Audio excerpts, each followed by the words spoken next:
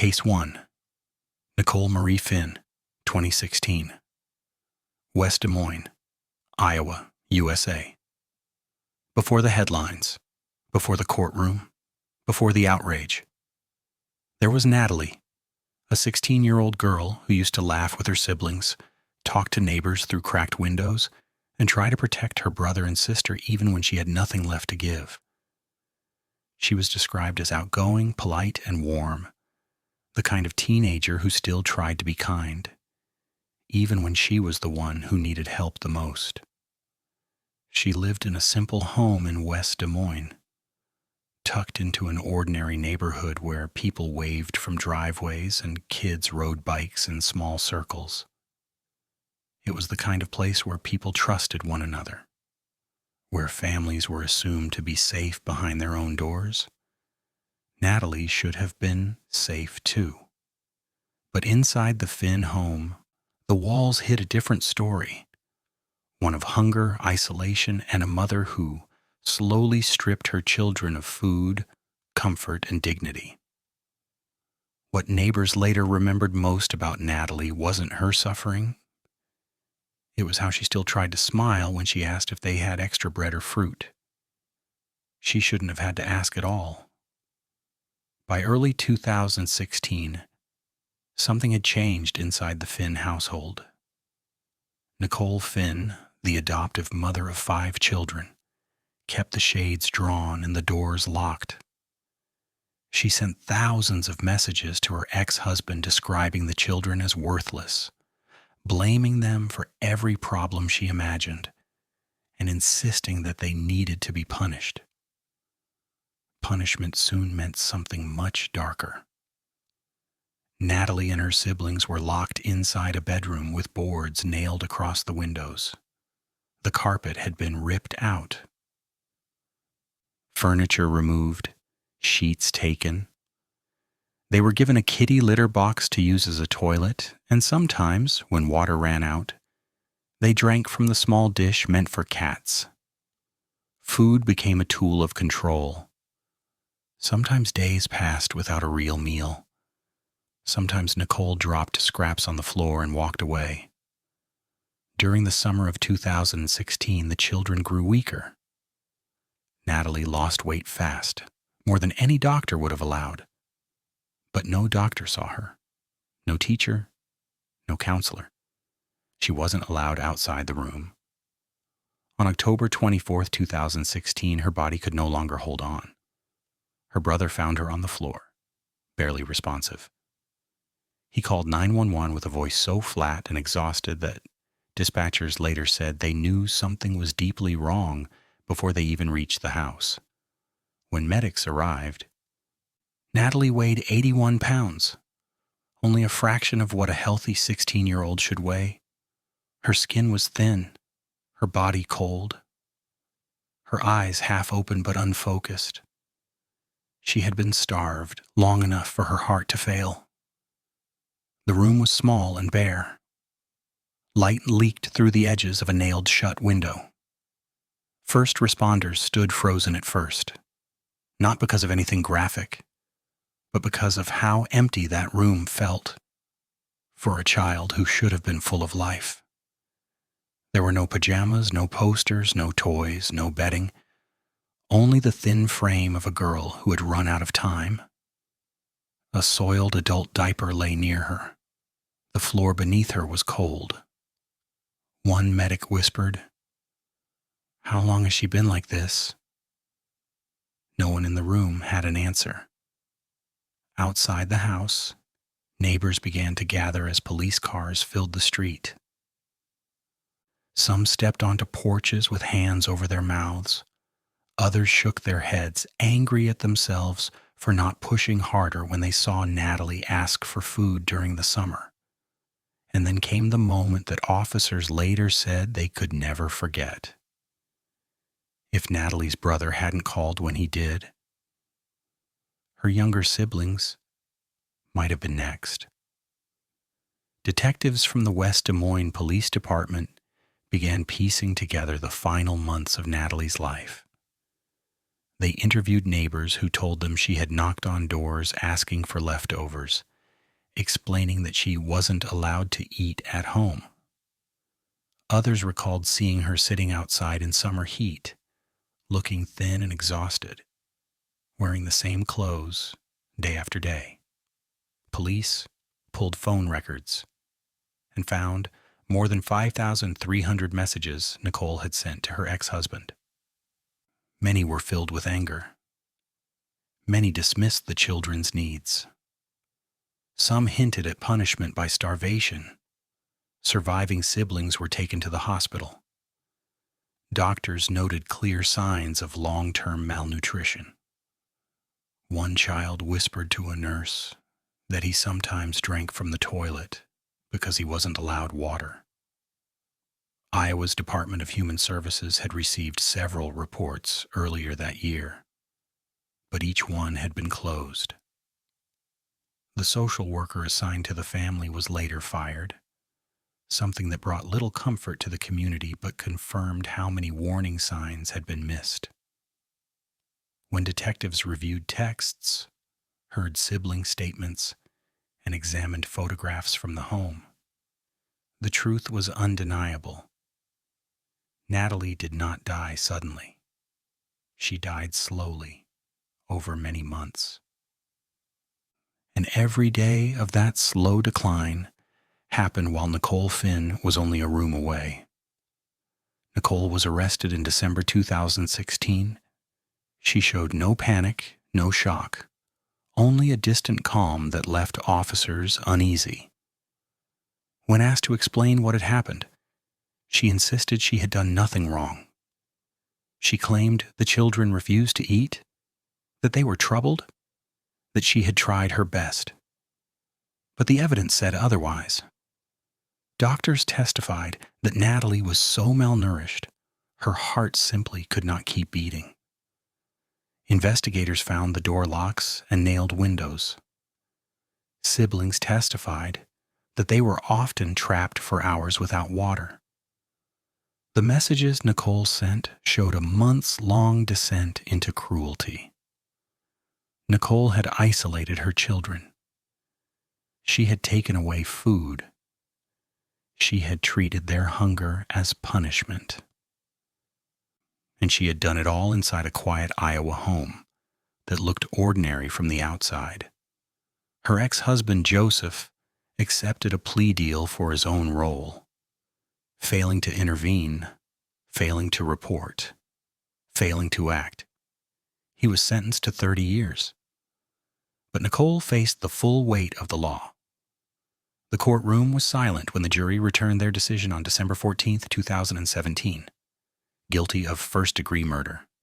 Guilty of 3 counts of kidnapping. Guilty of child endangerment. She stood still as the verdicts were read, but the rest of the room did not remain still. Some people wiped tears. Others bowed their heads. One juror later said they had never felt such sadness during a trial.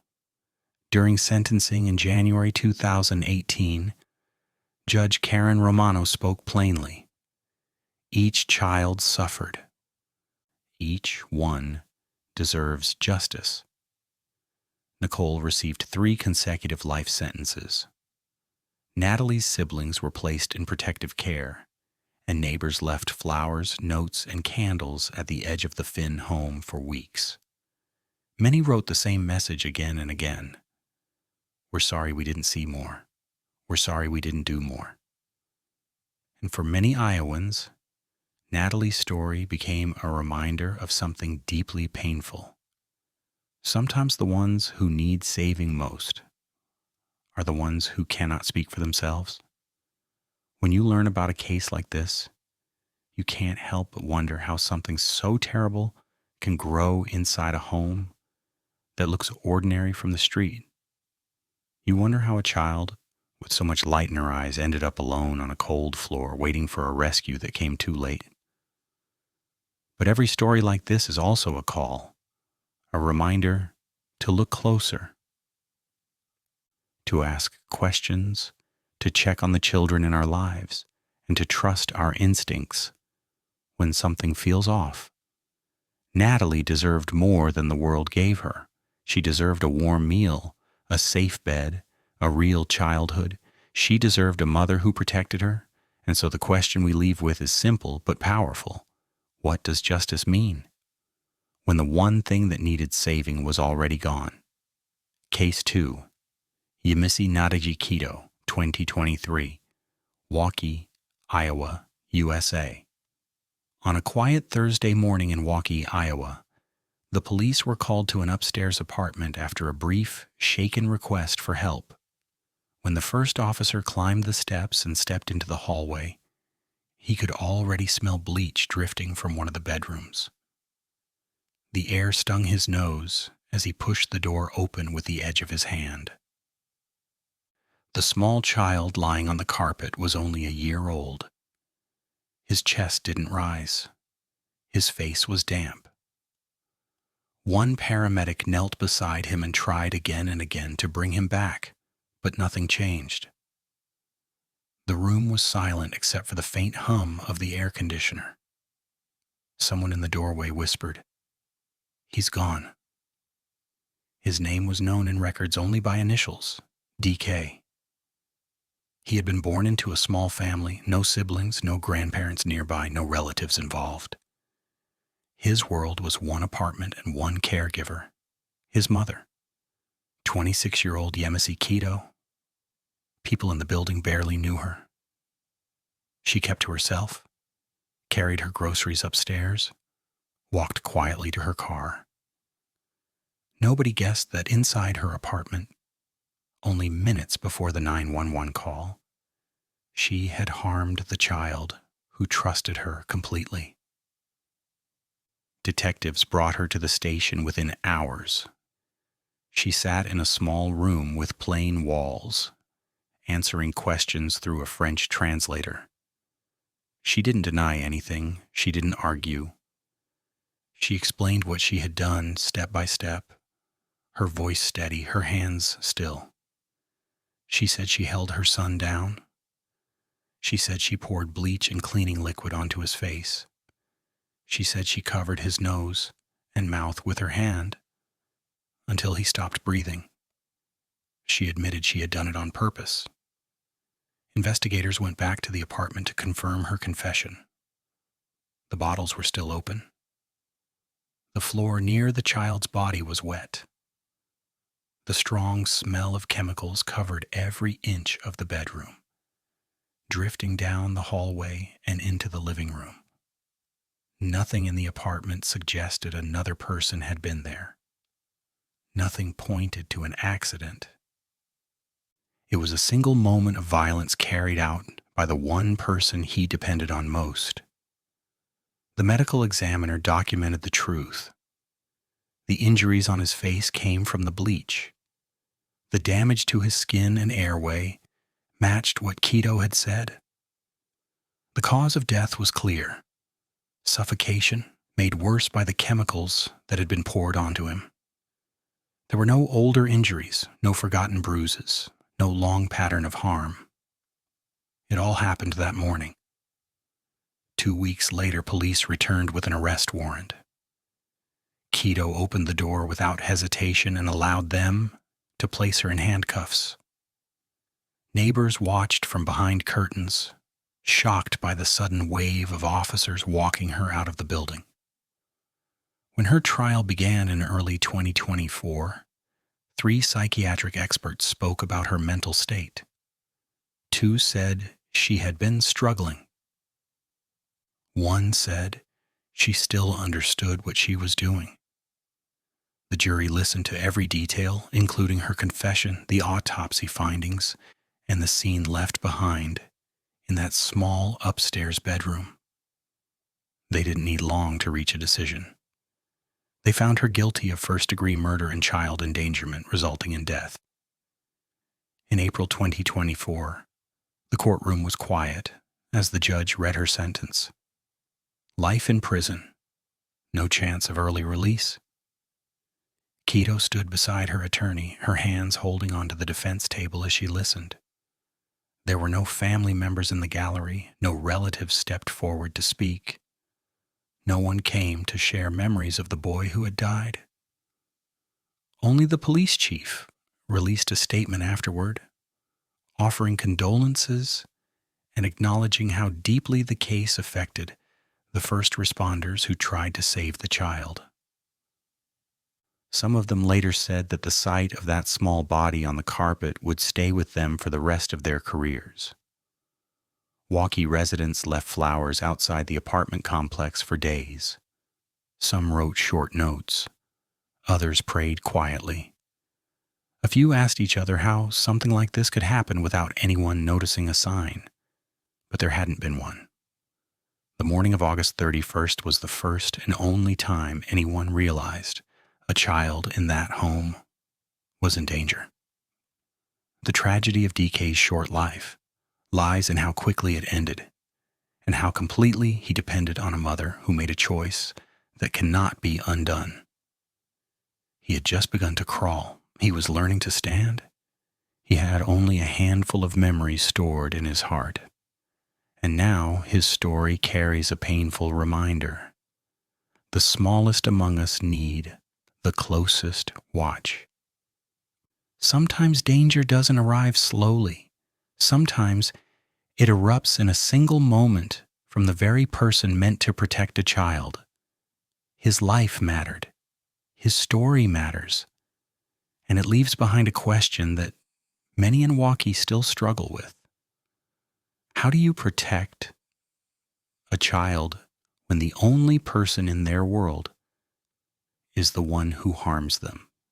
Case 3, Cheyanne Renae Harris, 2017. Alta Vista, Chickasaw County, Iowa, USA. When paramedics entered the small Alta Vista apartment on August the 30th, 2017, the air felt thick and stale, as if the room had been closed for far too long. The father had called 911 saying his 4-month-old son wasn't breathing. He told the dispatcher he thought the baby had died of SIDS. He said the last time he saw him, the child looked fine. But the moment first responders stepped into the back bedroom, they knew something was wrong long before they reached the baby swing. The room was hot and dim, lit only by a weak lamp in the corner. A mechanical baby swing sat motionless against the wall. Inside it lay a tiny boy named Sterling Coyne. His body was still. His clothes were stiff. And the smell in the room made one paramedic turn away for a moment to steady himself. Sterling weighed less than 7 pounds. He weighed less at death than he had at birth. The investigators who followed the paramedics into the home found unopened formula sitting on a shelf, clean diapers stacked neatly on the dresser, a crib made up with fresh sheets in the corner. Nothing in the apartment suggested poverty or a lack of supplies. The truth was far harder to accept. Sterling had not been neglected by accident. He had been left alone in that swing for days. Detectives interviewed the father, Zachary Cohn, that same afternoon.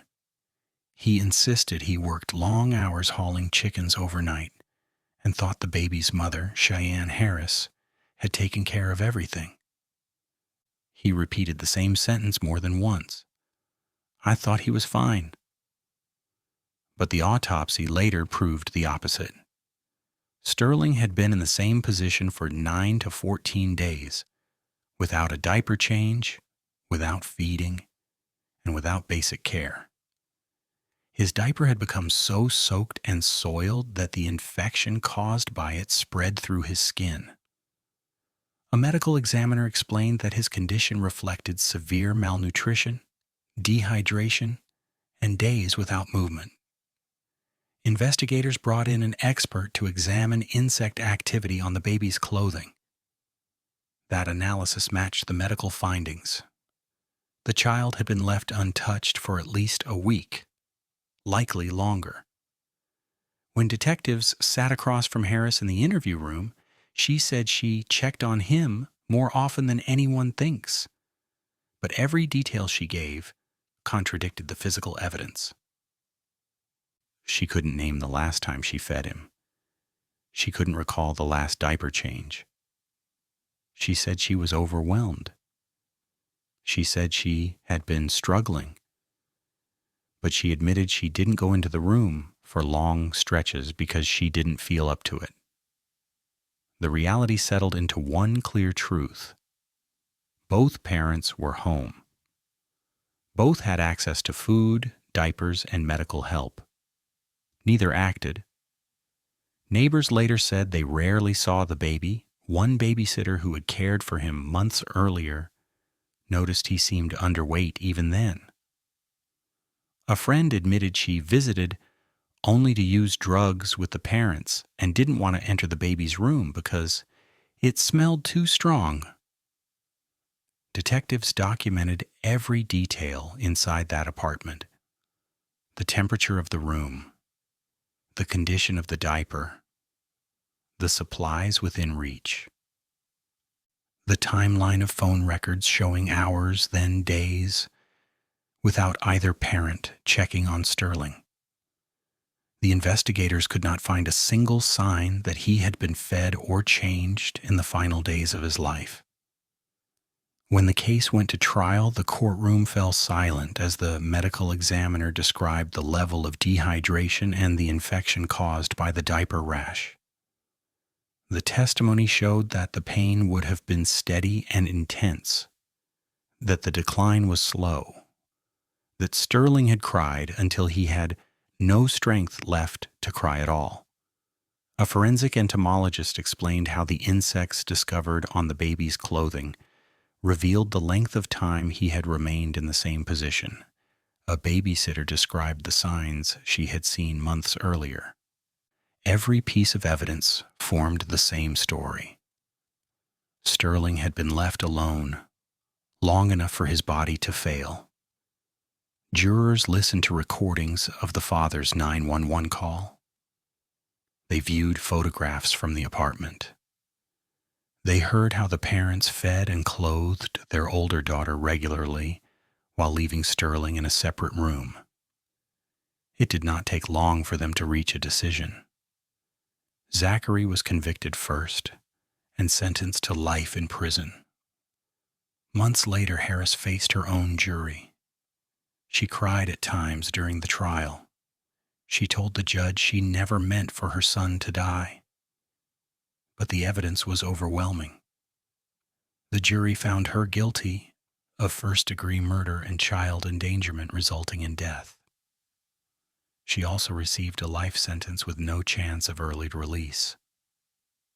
After the sentencing, people in the community gathered for a small memorial. A local advocate organized a candlelight event for Sterling. They prayed for him. They prayed for the older sister who survived, and they vowed that the child who had been kept in silence would not be forgotten. Sterling's older sister was placed in foster care. She was given a safe home and a new chance at childhood.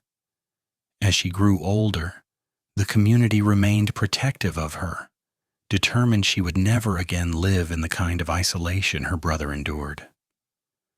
When people talk about Sterling's story now, they often pause in disbelief. There were no locked doors, no complicated circumstances. Food was within reach. Help was a phone call away. And two adults lived feet from the door of the room where a baby was slowly fading. His story is painful because it didn't happen in a moment. It happened over days. It happened in silence. It happened because the people who should have protected him simply didn't. Sterling should have had his first words. He should have reached for his parents. He should have been held, fed, and loved. Instead, he lived his last days alone in the back room of an apartment where no one came. Now, his memory stays alive in the people who speak his name and in the quiet promise made at his memorial that children will be looked after more closely, that neighbors will check on one another, and that silence will never again hide a child in danger. Sterling's short life reminds everyone who hears his story that care is not complicated. It's daily presence, attention, and love. When those things disappear, a child cannot survive. And Sterling's story will forever ask the question, how did two parents walk past that door every day and never once step inside to save him? Case 4, Michelle Lynn Kehoe, 2008, Buchanan County, Iowa, USA. It was just after sunrise on October 26, 2008, when a driver on Highway 150 noticed a woman stumbling near a wooded area outside Jessup, Iowa. She was bleeding from cuts on her neck and arms, waving frantically at passing cars. The driver pulled over and called 911. When deputies arrived, the woman told them she had been attacked by a stranger who tried to kill her and her 2 sons. She said she barely escaped. Her name was Michelle Kehoe, a mother well known in her community. People who lived near her in Coralville described her as quiet, gentle, someone who kept to herself, but seemed devoted to her kids, 2-year-old Seth and 7-year-old Sean. She and her husband were active in their church. Their neighbors saw them as a stable, loving family. So when Michelle said a stranger had tried to murder her and her sons, deputies reacted with urgency. They spread out into the wooded area she pointed toward, searching for the children. About 30 yards from where she stood, officers found her van. The engine was off. One back door was slightly open. Inside, the youngest boy, Seth, was still strapped into his car seat. His head leaned to the side. His face was pale. There was no pulse. A deep cut across his throat had already taken his life.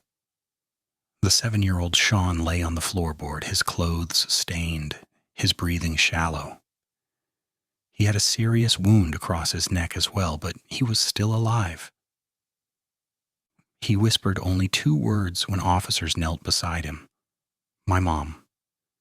Everything changed in an instant. Detectives shifted their focus. The story Michelle told of a stranger lurking in the woods no longer matched the evidence in the van. The blood patterns, the direction of the cuts, and the lack of any footprints besides Michelle's told investigators that no attacker had come through the trees.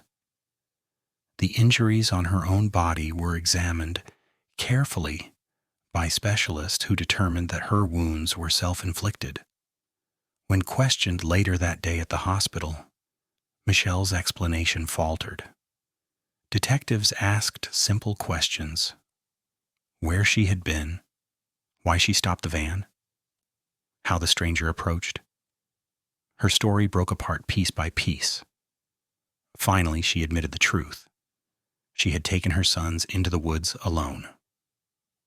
She had cut Seth first. She had turned to Sean next.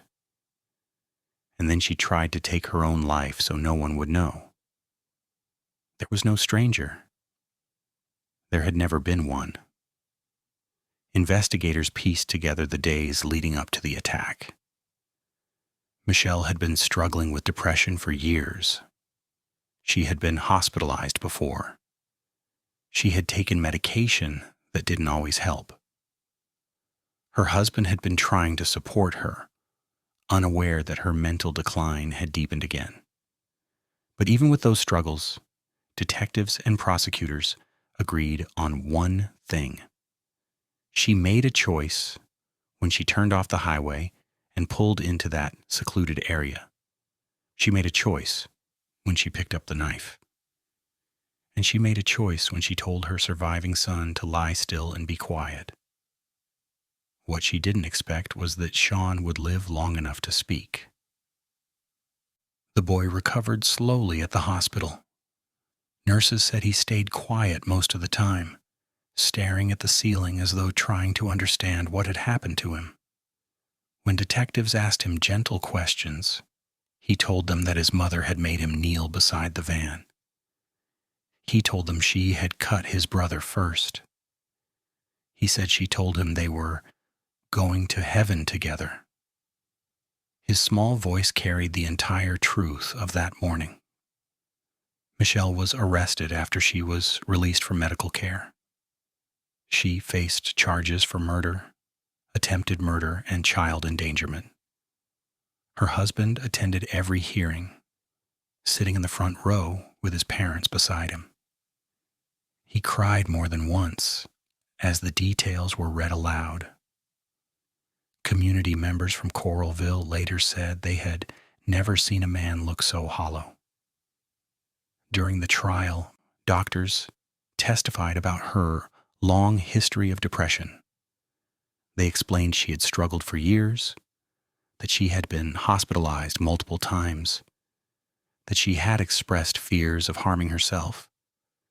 But the evidence of what happened in that van, the intentional nature of the injuries, the steps she took, the calm way she arranged the scene, led the jury to conclude that despite her struggles, she understood her actions that day. Sean's recorded interview was played in court. His voice was quiet, but his words were clear. He described how his mother had placed tape over his mouth, how she begged him not to scream, how she told him it was time. The courtroom fell still as he spoke. Some jurors wiped their eyes. One woman covered her mouth. The medical examiner's report confirmed what detectives had already believed. Seth died within minutes of the attack, while Sean survived because his wound missed the major vessels by less than an inch. He had fought to stay awake.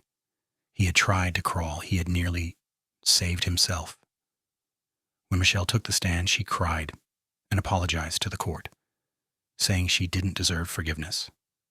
She said she felt like she had been losing control of her mind for weeks.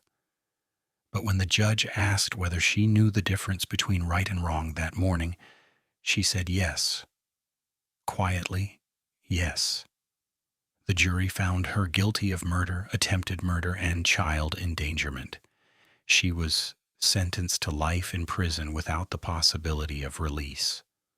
Her husband filed for divorce soon after. Sean went to live with family members who gave him stability, counseling, and a safe home. Teachers later said he carried a deep sadness but worked hard in school. He told a counselor he was scared to sleep alone at first. He often asked whether his mother could leave prison. Relatives reassured him again and again that he was safe. Years later, people still stop at the small memorial near the wooded area outside Jessup. A cross stands there, decorated with a small blue truck and a stuffed bear, left by strangers who never knew Seth but felt drawn to his story. Local pastors sometimes mention him during sermons when speaking about children who suffer in silence. The case remains one of Iowa's most heartbreaking because it involved a mother who showed love in public while hiding her collapse in private. She brought her sons into the world. She tucked them into bed. She took them to church. And then, in a moment of crushing despair and conscious choice, she turned against them. Seth's name is still spoken softly by those who remember him. Sean carries the memories no child should hold, and the quiet road outside Jessup carries a story people wish had ended differently. This case leaves behind a truth many parents and communities wrestle with. Sometimes the danger isn't loud. It isn't obvious. It can grow inside a mind that outwardly looks stable while the heart is breaking. When the pain goes unnoticed, the consequences reach the innocent. Seth should be here today. Sean should have kept his childhood untouched. Their father should have never faced that morning alone. And now their story stands as a reminder to look closer, ask harder questions, and check on those who seem overwhelmed. Because sometimes a single conversation might save a life. Case 5. Billie Rose Mosier, 2023. Battle Creek, Ida Grove area, Ida County, Iowa, USA. On the evening of May 4th, 2023, in the small northwest Iowa town of Battle Creek, a 911 call came in from a young mother saying her 3-year-old son wasn't breathing. EMTs arrived within minutes. They found Jordan lying inside the house, limp, cold, and silent. His mother, 23-year-old Billie Rose Mosier, stood nearby, insisting he had fallen asleep in his car seat on the way home and somehow strangled himself on the straps. But something about the scene immediately felt wrong. The pattern on his neck didn't match car seat marks. His shirt was dry, his seat was clean. And the neighbors who had seen Billie drive only moments earlier told officers a very different story. Jordan hadn't been asleep. He was hanging out of the rear driver's side window. When investigators questioned Billie again that night, her explanation began to shift. First, she said he must have wriggled free, then she said he climbed out. Then she said she didn't notice anything until they got home. But the marks on his neck didn't lie, and the timeline of the 8-mile drive from Ida Grove to Battle Creek didn't leave much room for confusion. Witness after witness came forward. Drivers who passed her on Highway 175 described seeing a small child leaning out of the moving car, his little head and shoulders pushed through the window as the car picked up speed. Some even honked to warn her. She didn't slow down. Detectives pulled her phone records and found something else. Videos she had taken during earlier drives. Videos where Jordan bounced around unrestrained in the back seat, laughing, climbing, moving from seat to seat because Billie rarely used the car seat straps. It wasn't a one-time mistake. It was a pattern she didn't bother to hide. When Billie was interviewed again months later on September 18th, she finally admitted a part of the truth.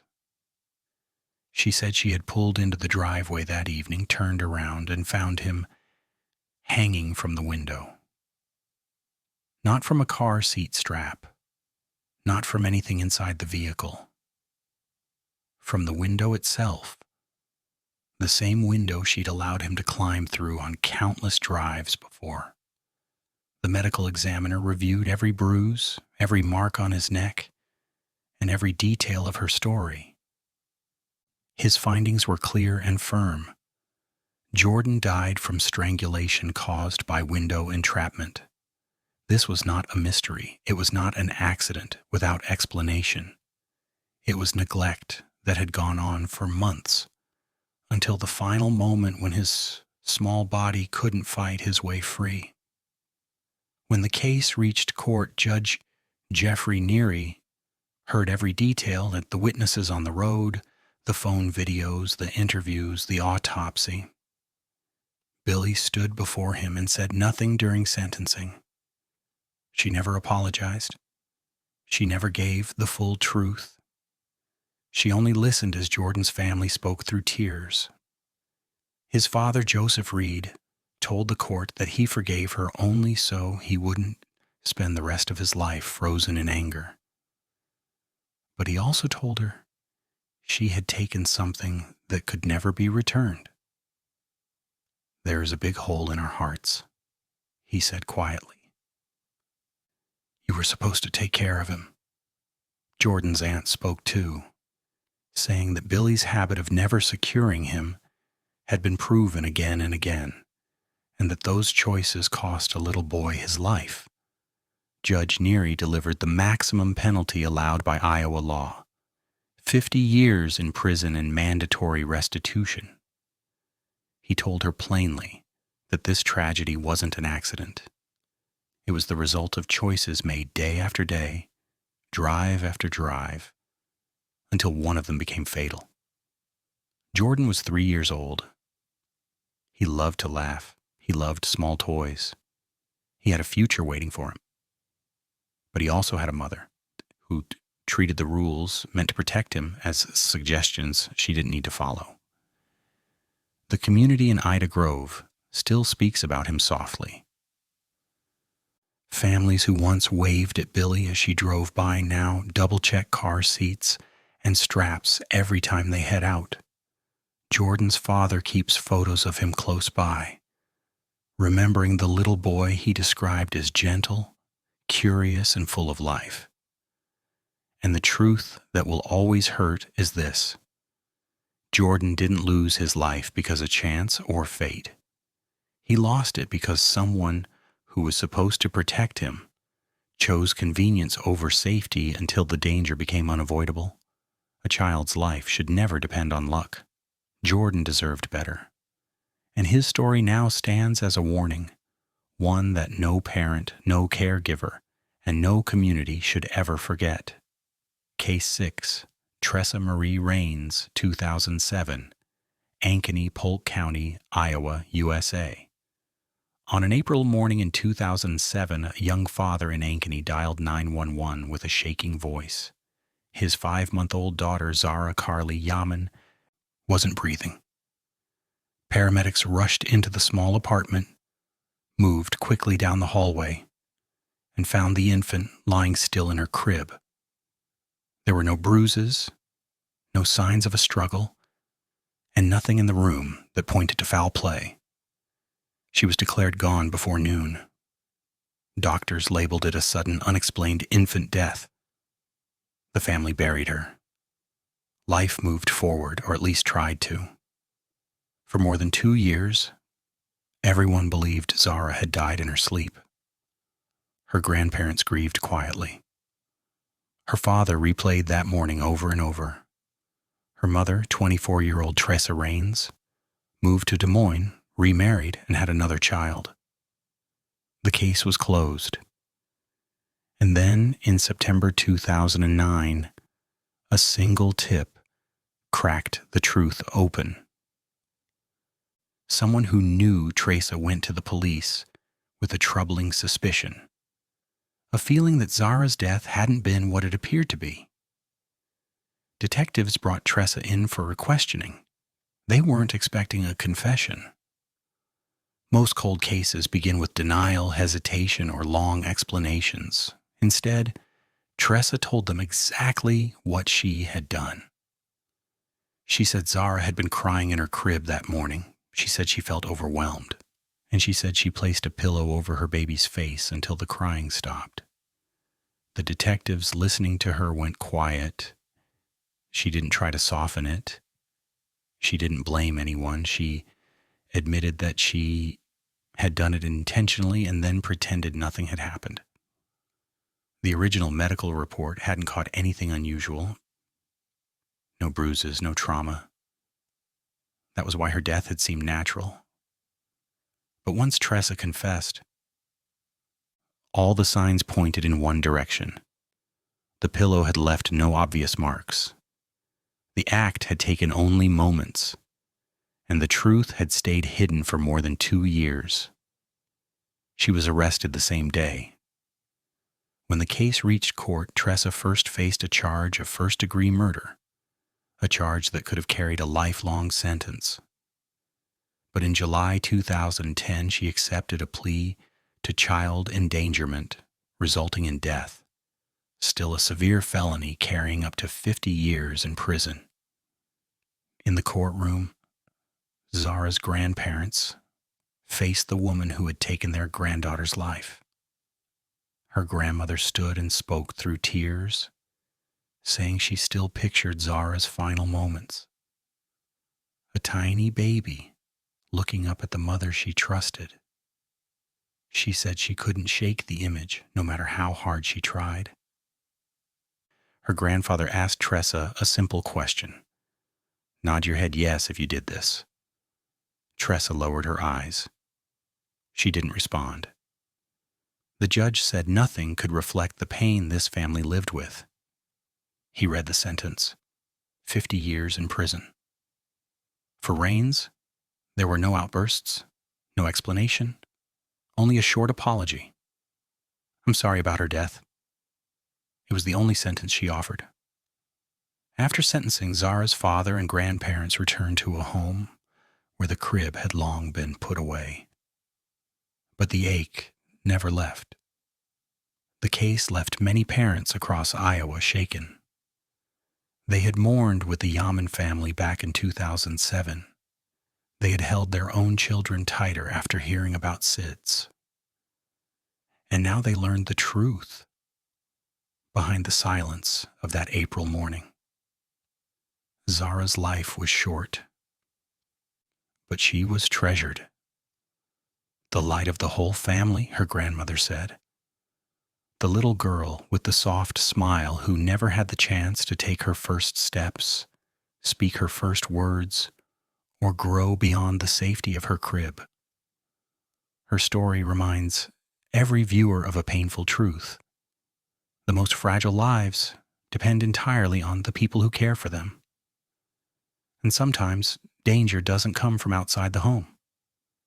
It comes from a moment of weakness inside it, a moment that rewrites a family's world forever.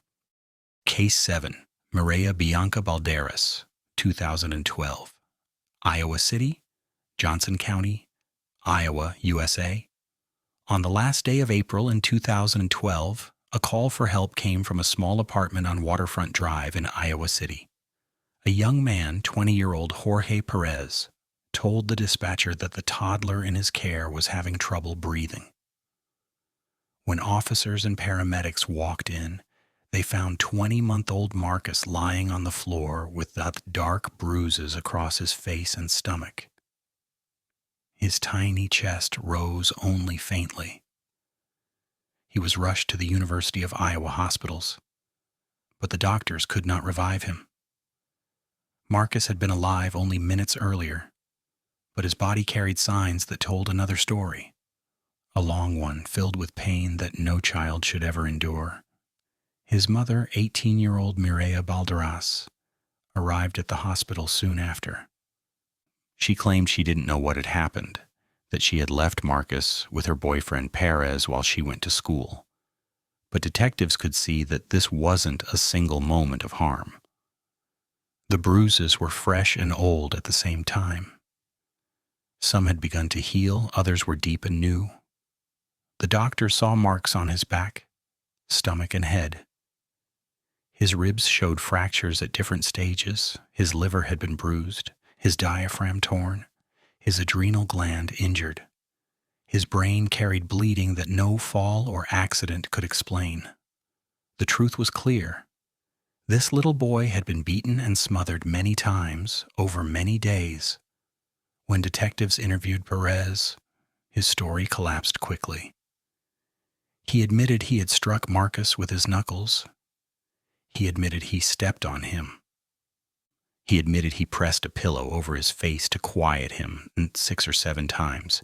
He admitted that on the day Marcus died, he hit him so hard that the toddler fell backwards and stopped breathing. But the investigation didn't stop with him.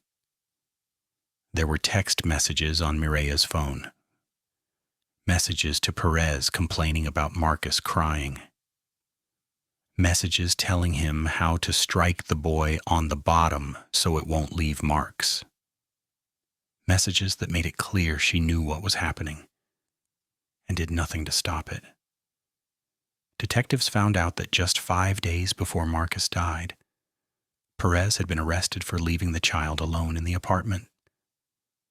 A social worker saw bruises on Marcus's face during that visit.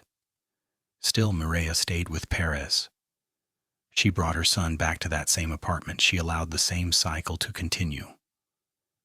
When she finally sat in an interview room, she broke down. She said she had hit Marcus in the face and head. She said she watched Perez hit him. She said she had pressed a pillow over him 5 times herself. She said she chose to stay with Perez instead of protecting her little boy. "I should have left," she told detectives, "but I didn't." The autopsy removed all doubt. Marcus had been harmed over and over again. The final injury, and a blow to the head, ended his life. But the days leading up to that moment were filled with fear and suffering that he never had words to express. In June of 2012, both Perez and Balderas were arrested. He faced the most serious charge: child endangerment resulting in death, a Class B felony. She faced the same charge before accepting a plea that lowered it to neglect of a dependent person and multiple counts of child endangerment resulting in bodily injury. Her choice to stay with Perez and allow the abuse to continue placed her in the center of the case. In court, the truth of Marcus's injuries was read aloud. Photos were described. Doctors explained what they found inside his small body. The prosecutor shared the text messages that showed how much Mireya knew and how little she did to stop the harm. At sentencing, Marcus's grandparents wept as they spoke about the little boy they had loved so deeply. His grandmother said he had once been a happy, thriving child before the couple's violence consumed his life. She said that no sentence could ever match the loss of a toddler who should have been safe in his mother's arms. The judge agreed. He called the abuse deplorable, saying Marcus had suffered needlessly because the adults in his home put their relationship above his safety. Perez received 50 years in prison. Mireya received 25 years, 10 of them in actual custody, with the remaining time under state supervision. Marcus's short life left a mark on Iowa City. Parents began checking their children more often. Teachers paid closer attention to quiet bruises and changes in behavior. And people who once believed it could never happen here realized that harm can grow in silence behind the walls of an ordinary home. Marcus never learned to say full sentences. He never had a chance to run freely in a backyard or chase bubbles at the park. But his story reminds every listener that a child's safety cannot depend on the hope that a parent will do better tomorrow. It depends on action, on stepping in, on speaking up, on choosing a child's life over anything else. And the hardest truth of all is this: Marcus didn't die because of a single moment. He died because the people responsible for his care allowed harm to become normal. Case 8, Megan K. Staude, 2023, Norwalk, Warren County, Iowa, USA. In late February of 2023, a quiet neighborhood in Norwalk carried a secret that no one around it could see. Inside a modest home on Broadmoor Drive, 25-year-old Megan Staude went into labor alone. No hospital, no nurse, no plan. She gave birth in the house, cutting herself off from anyone who might have helped. The baby, a newborn boy, cried when he arrived. He was alive. Megan placed him in a cardboard box. She didn't clean him. She didn't call for help. She didn't feed him. For 2 days she walked past that box while her newborn son fought for life without warmth or milk. When the cries faded, she did not take him to the hospital. She didn't call a friend or a pastor or a neighbor. Instead, she spoke to the one person she trusted most: her 64-year-old father, Rodney Staude. They decided together what would happen next. On February 26th, 2 days after the birth, they placed the still-living infant inside a plastic trash bag, tied it shut, took him to the car, and drove miles outside town. They stopped near a ditch on Delaware Street, opened the door, and left the bag in the snow. Their son and grandson lay inside it, gasping in the cold. Minutes later, he was gone. At first, no one knew. Megan went back to work and gave her co-workers changing stories. She told one person the baby had been born early and died in the hospital. She told another that he was buried in a cemetery in Cumming. Something wasn't right. Her co-workers watched her walk into work one morning, stomach suddenly flat, and they felt a heaviness in their chests that they couldn't shake. On March 8th, they called the police. Officers visited Megan at home. She tried to repeat her story about a cemetery burial, but she couldn't give dates or names or any detail that made sense. When investigators searched the house, they found signs of a recent birth. Blood, placental tissue, items left where they shouldn't have been. And then they found a message on a witness's phone. "Was the baby alive when you left him?" Megan had replied, "A little." That changed everything. The next morning, investigators returned with a search dog trained to locate human remains. The dog led them through snow and brush until it stopped near a narrow ditch on Delaware Street. There, beneath the frost, lay a tied trash bag. Inside it was the frozen body of a newborn boy who had lived only hours beyond his abandonment. When police questioned Megan again, she admitted everything. That she never fed him, never held him, never gave him a blanket, and never asked anyone for help. Rodney told detectives he went along with it because he couldn't take care of a baby and was worried about the cost. Both were arrested and held on $5 million bonds. The charge was first-degree murder, the most serious charge in Iowa. The case shook Norwalk. It forced people to face a truth that felt impossible. There had been a safe choice all along. Iowa's safe haven law allows any parent to legally surrender a newborn up to 90 days old. No questions asked. Hospitals, fire stations, and emergency rooms stand ready for moments exactly like this. But Megan never chose it. Rodney never suggested it. Months later, as the case moved forward, Rodney was evaluated and found unable to stand trial. He remained in treatment while Megan moved toward court.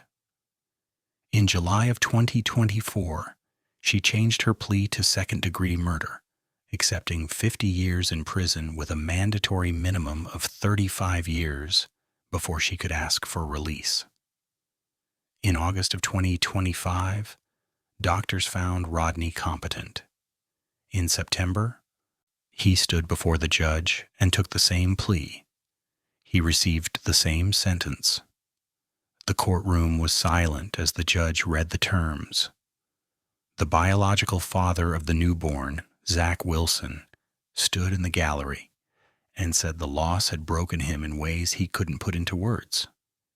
He said he hoped they would get what they deserved.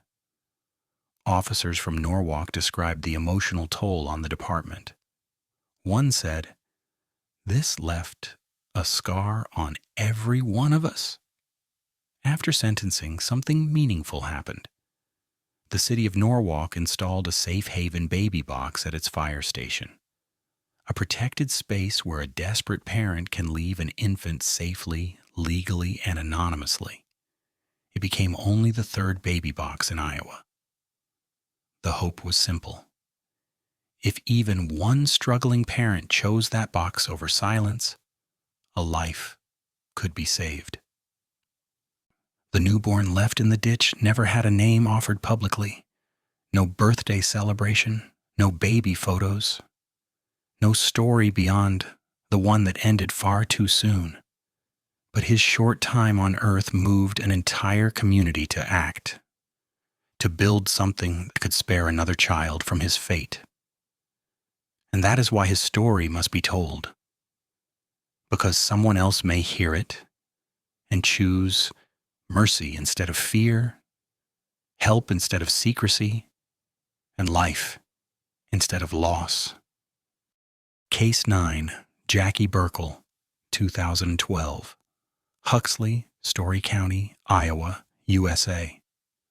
Before dawn on January 7, 2012, the manager of a Casey's General Store in Huxley made a call she never imagined she'd have to make. Something about one of her employees, 22-year-old Jackie Burkle, had been bothering her since the day before. Jackie had come to work looking heavily pregnant.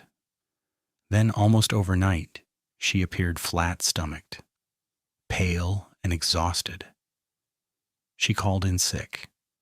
Wouldn't come in, wouldn't talk, wouldn't give any clear answer when asked if she was all right. The manager, a mother of twins herself, couldn't shake her worry. She picked up the phone and asked the police to check on Jackie. When officers arrived at Jackie's small duplex on North Main Avenue, she answered the door looking drained. She denied everything. Denied being pregnant, denied giving birth, denied any reason for concern.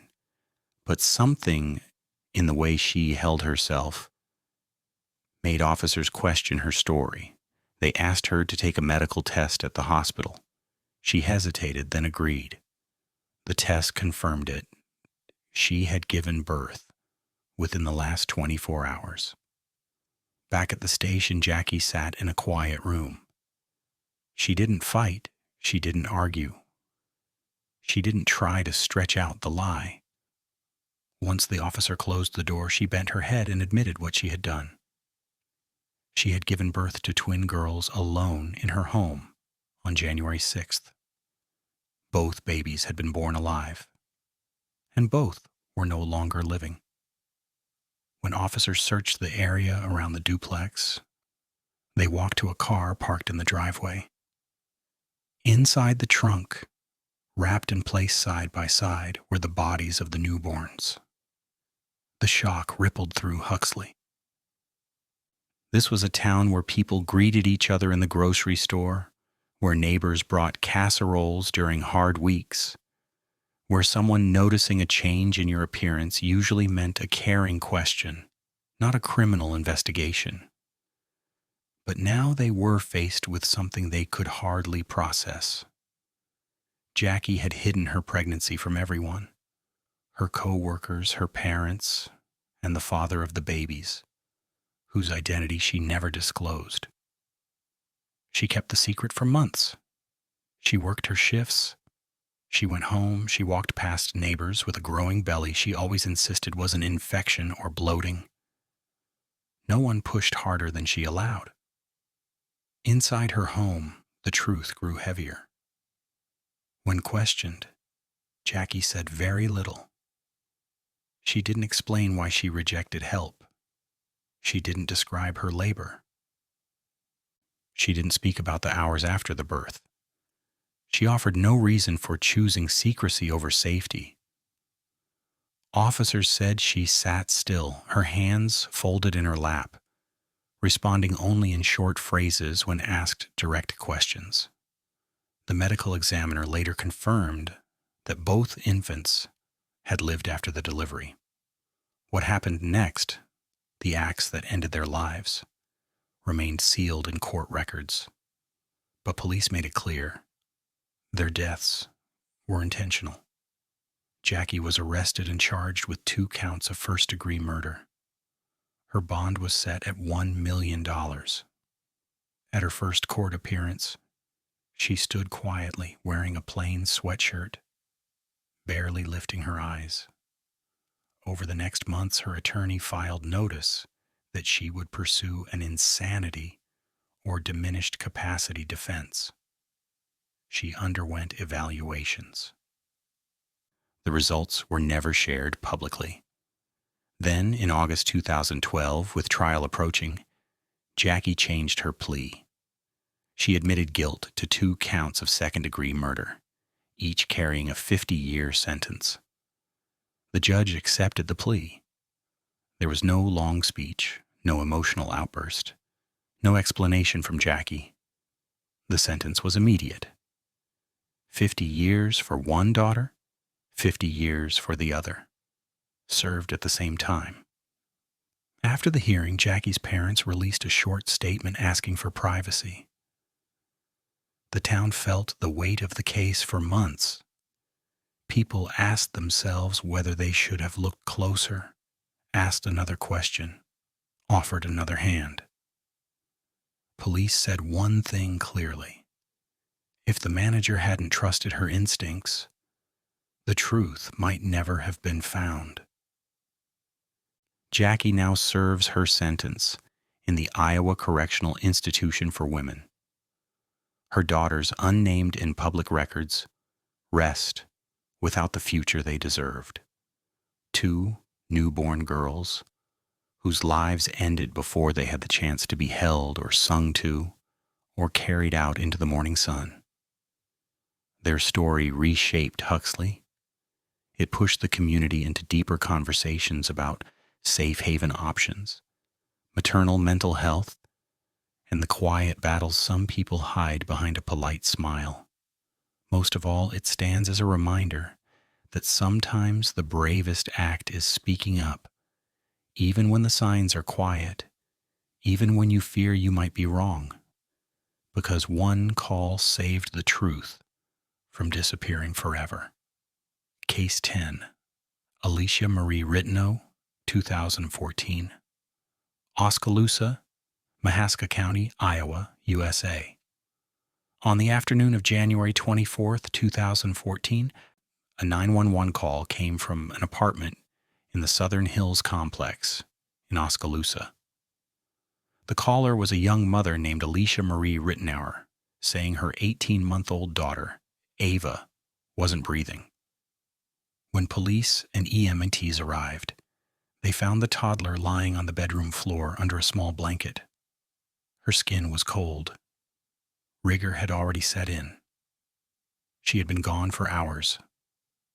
Ava's grandmother, Tina Ritenour, had arrived moments before the officers. She pushed into the apartment after hearing the panic in Alicia's voice and found her granddaughter's still body on the floor. She screamed, "What did you do, Alicia?" Alicia answered softly, "I didn't do anything, Mom." But the scene didn't match the words. A bottle sat prepared on the table, untouched. The room was in disarray, and Ava's head showed signs of trauma that no fall from a toy could explain. At first, Alicia claimed that Ava had hit her head on a pig-shaped toy earlier that morning. She said her daughter had seemed tired and went to sleep, and she assumed she was fine until the afternoon. But officers noted how long Ava had been cold. The timeline was already breaking apart. The next day, the Iowa State Medical Examiner performed the autopsy. What she found ended all doubt. Ava had suffered 4 to 5 separate blows to the head, each forceful enough to fracture her skull. The cracks ran so extensively across her tiny skull that the examiner described them as looking like a map of the east coast of the United States. These injuries were not from a fall, not from a stumble, not from anything that could be brushed off as an accident. Ava's death was ruled a homicide. Investigators returned to the apartment and interviewed everyone who lived there. Alicia shared the space with her boyfriend, Jacob Rauch, and his friend, Logan Cavan. Cavan admitted he heard a loud thump during the night, but said he didn't know what caused it. Rauch said he had been asleep. The stories didn't settle the questions. Alicia's own story began to shift. In one interview, she said Ava ate breakfast and took a nap. In another, she said she never saw Ava awake that morning at all. At one point, she suggested Cavan might have caused the injury. Later, she insisted Ava fell. The details kept changing, but nothing, she said, explained the severity of the trauma. On February 6th, police arrested her for first-degree murder. 2 weeks later, a grand jury agreed. During the trial later that year, jurors listened as doctors described Ava's injuries. They were told that Ava had likely been struck multiple times in close succession. They heard how there were no fingerprints from toys, no evidence of a fall, no signs of medical conditions. They learned that Alicia missed Ava's doctor appointment that week, saying she had car trouble. They listened to Alicia take the stand, denying she hurt her daughter and insisting she panicked when she found her unresponsive. But the evidence spoke louder than her words. After 2 days of deliberation, the jury found her guilty of first-degree murder and child endangerment, resulting in death. In January of 2015, the judge sentenced her to life in prison. Alicia showed no emotion as the sentence was read. Her grandmother walked out of the courtroom in tears, but the case did not end there. In 2018, years after Alicia began serving her life sentence, a new judge reviewed her claims of ineffective legal counsel. He agreed that her first attorney had made multiple errors, enough to undermine the fairness of the original trial. He overturned the conviction and ordered a new one. It was a stunning moment for the family. Some feared she might one day walk free. But just before the retrial in 2019, Alicia changed her plea. She admitted guilt to child endangerment resulting in death, a lesser but still serious felony. The judge accepted the plea and sentenced her to 50 years in prison with credit for the 5 years she had already served. 50 years for the loss of a child whose life had barely begun. Ava was 18 months old. She had soft hair, bright eyes, and a baby laugh that relatives said made the whole room lighter. She didn't get the chance to grow past toddlerhood, to run through the grass, to say full sentences, to form memories that would last. Her death left a hole in her family that never closed. Her grandmother still struggles with the image of that day, walking into the apartment, expecting to help her daughter, and discovering something she can never unsee. Across Oskaloosa, the case pushed families to look closer at the signs inside their own circles. Friends began checking in on young parents. Neighbors paid more attention to children who seemed withdrawn or unseen. After the retrial, the conversations returned all over again. How harm can hide inside a home that looks quiet from the outside. Ava's story lives in the hearts of those who loved her, but it also lives as a truth for everyone who hears it. Children cannot defend themselves. They cannot explain danger. They cannot run for help. Their safety depends entirely on the adults around them. And when those adults fail them, the community must not. When you listen to stories like these, it's hard not to feel something deep inside you. Something heavy, something human. 10 children across 10 Iowa towns, each one with a name or a smile or a future they never got to grow into. And behind every loss is a question that pushes against the heart. How did this happen inside a home where a child should have been safe? These weren't strangers. These weren't passing shadows. They were mothers, the people meant to protect, to guide, to hold, to love. And yet, in moment after moment, someone failed a child who trusted them completely. But even in the middle of all this darkness, there is something worth holding on to. Each case shows the courage of people who refused to stay silent. The neighbor who called, the teacher who noticed, the co-worker who spoke up, the doctor who questioned a story that didn't feel right, the one person who chose truth over hesitation. Those small acts didn't erase the pain, but they became the reason justice could step forward. Maybe that's the lesson hidden inside these tragedies, that protecting a child isn't only the responsibility of one parent or one household. It belongs to all of us. It's in the quiet moments.